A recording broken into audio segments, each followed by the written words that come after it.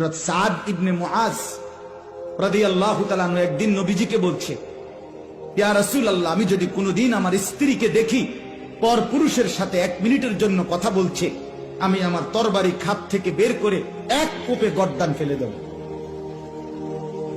সাহাবীরা, হাদিসে আছে, সাহাবীরা চিৎকার করে উঠছে আল্লাহু আকবার কইয়া খুশিতে। আরে কইলো কি রে বেটা?